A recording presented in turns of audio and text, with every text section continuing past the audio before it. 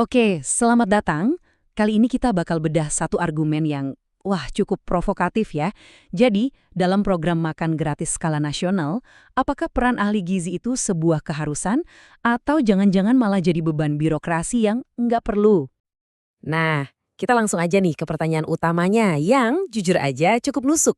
Apakah para ahli justru jadi seperti yang digambarkan di sini, semacam parasit birokrasi dalam misi mulia buat kasih makan anak-anak?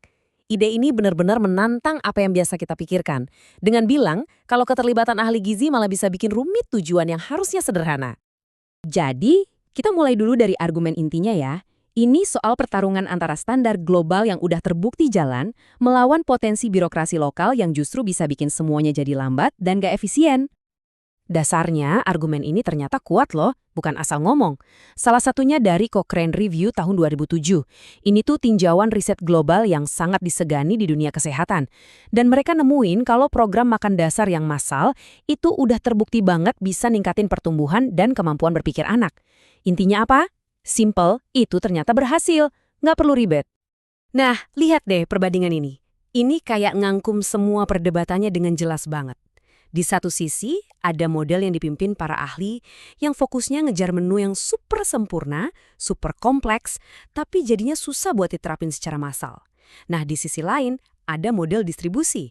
Fokusnya cuma satu, gimana caranya makanan bisa sampai secara konsisten dan bisa diandalkan.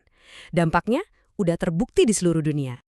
Oke, sekarang kita lihat dari sisi duitnya. Gimana angka-angka ini dipakai buat nguatin ide kalau efisiensi itu adalah segalanya? Nah, data yang dipakai ini ngambil dari World Food Program. Kita mulai dari investasi kecil aja, $1. Cuma $1 buat program makan di sekolah. Nah, ini dia nih yang bikin kaget. Untuk setiap $1 yang kita tanam di program ini, keuntungan ekonominya bisa meroket sampai $9. Anda bayangin, 9 kali lipat. Angka yang luar biasa ini menurut argumennya bisa tercapai ya karena efisiensi distribusi, bukan karena bayar konsultasi yang mahal. Dan ini nih yang jadi kalimat kuncinya, semacam tamparan keras, anggaran itu harusnya jadi makanan di piring anak-anak, bukan jadi gaji konsultan. Tiap rupiah yang keluar harus maksimal dampaknya. Dan bukan cuma itu loh, datanya nunjukin 99% program makan sekolah yang sukses di seluruh dunia itu didanai langsung oleh pemerintah negaranya sendiri. Fokusnya ke pelaksanaan, bukan ke konsultasi dari pihak luar yang malah ngeberatin anggaran. Oke, kalau gitu, kalau kita nggak pakai konsultan di tiap tikungan, terus gimana dong? Apa artinya kita cuekin aja standar gizinya? Ternyata nggak juga. Ternyata jawabannya adalah panduannya itu udah ada dan lengkap banget. Pemerintah kita lewat Kemenkes, terus juga Badan Dunia kayak WHO dan World Food Program, semuanya udah nyiapin pedoman yang super lengkap dan tinggal pakai. Penting buat dicatat ya, ini tuh bukan sekedar teori di atas kertas. Panduannya super praktis. Bahkan udah ada contoh-contoh menu harian yang bahannya pakai sumber pangan lokal yang murah dan gampang dicari di mana-mana. Dan model kayak gini yang pakai panduan nasional yang udah ada, hasilnya luar biasa. Lihat angkanya, 466 juta anak di seluruh dunia bisa dapat makan di sekolah setiap hari. Skalanya masif, ini bukti nyata kalau sistem ini berjalan. Tapi tunggu dulu, pasti ada yang nanyakan, oke, kalau nggak ada ahli gizi yang ngawasin di lapangan, terus siapa yang jamin kualitasnya? Pertanyaan yang bagus. Nah, disinilah argumennya jadi masuk akal banget secara praktis. Coba bayangin, kita ngandalin beberapa ahli gizi aja buat ngawasin program sebesar ini di seluruh negeri. Iya, nggak realistis kan? Jumlah mereka terbatas, dan ini malah berisiko bikin semuanya jadi macet dan lambat.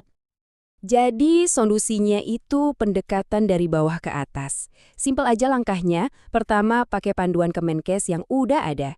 Kedua, kasih pelatihan dasar ke masyarakat lokal. Ketiga, dan ini yang paling penting, berdayakan mereka, orang tua, guru, bahkan UMKM lokal, buat jadi pengawas langsung di lapangan. Intinya apa sih dari pendekatan ini? Ya, manfaatin kearifan lokal. Coba pikir deh, siapa yang paling ngerti kondisi satu daerah kalau bukan orang-orangnya sendiri? Mereka jauh lebih paham konteks sosial dan budayanya, dan bisa mastiin program ini beneran sesuai kebutuhan di lapangan, bukan cuma bagus di atas kertas. Oke, jadi dari semua pembahasan tadi, apa nih kesimpulan utamanya? Apa benang merah dari perspektif soal program makan bergizi gratis ini? Semua ini dirangkum pakai satu istilah yang, wah, tajam banget. Argumen benalu. Maksudnya adalah, setiap lapis birokrasi, setiap langkah yang nggak secara langsung bikin makanan ada di piring anak, itu dianggap berpotensi jadi benalu yang nyedot sumber daya dan ngehambat tujuan utama dari program ini. Dan akhirnya semua ini ninggalin kita sama satu pertanyaan besar yang mendasar. Sebagai bangsa, kita mau pilih yang mana? Mengejar menu yang sempurna secara nutrisi tapi mungkin cuma bisa jalan di skala kecil, atau fokus ke efisiensi supaya jangkauannya bisa masif dan merata? Pilihan ini yang bakal nentuin arah program ini ke depannya.